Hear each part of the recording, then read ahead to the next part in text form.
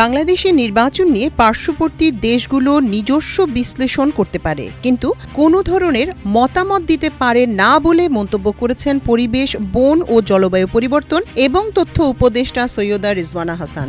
আজ বুধবার সচিবালয়ে সাংবাদিকদের সঙ্গে আলাপকালে একথা বলেন তিনি। রিজওয়ানা হাসান জানান, বাংলাদেশ সরকার কোনো ধরনের বহিরাগত হস্তক্ষেপ ছাড়াই একটি সুষ্ঠু নির্বাচন অনুষ্ঠানে বদ্ধপরিকর।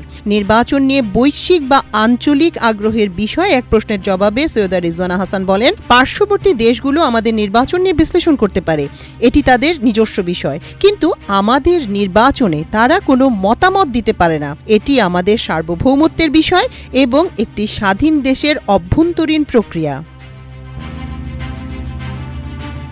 নির্বাচনী পরিবেশ নষ্ট করার যে কোনো অপচেষ্টা নস্যাৎ করে দেওয়ার ঘোষণা দিয়ে উপদেষ্টা বলেন, আওয়ামী লীগ যদি ভোটের পরিবেশ নষ্ট করার চেষ্টা করে তবে তাদের কঠোরভাবে প্রতিহত করা হবে। এ বিষয়ে সরকারের পূর্ণ প্রস্তুতি রয়েছে। তিনি জানান, সামাজিক মাধ্যম সহ বিভিন্ন প্ল্যাটফর্মে নির্বাচনী প্রক্রিয়া নিয়ে সুপরিকল্পিতভাবে অপপ্রচার চালানো হচ্ছে, যা জনমনে বিভ্রান্তি সৃষ্টির চেষ্টা মাত্র।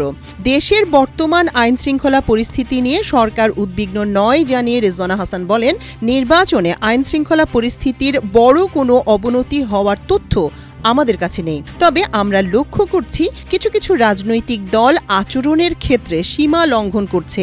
এই পরিস্থিতি যদি বাড়তে থাকে তবে সরকার আইন অনুযায়ী কঠোর ব্যবস্থা নিতে দ্বিধা করবে না।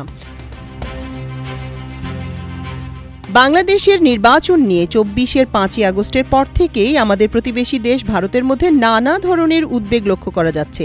শুধু উদ্বেগই নয়, তাদের মূল ধারার গণমাধ্যমগুলো বাংলাদেশ সম্পর্কে বহুমুখী অপপ্রচার চালিয়ে যাচ্ছে। সংখ্যালঘু নির্যাতন নিয়ে তারা ১.৫ বছর ধরে দেশে বিদেশে মিথ্যা অপপ্রচার চালিয়ে আসছে। তাদের দাবি, বাংলাদেশে হিন্দুরা নির্যাতনের শিকার হচ্ছে, তাদের হত্যা করা হচ্ছে, মন্দির উপাসনালয়গুলো ভেঙে ফেলা হচ্ছে, যার কোনো সত্যতা নেই এবং প্রমাণও তারা দেখাতে পারেন।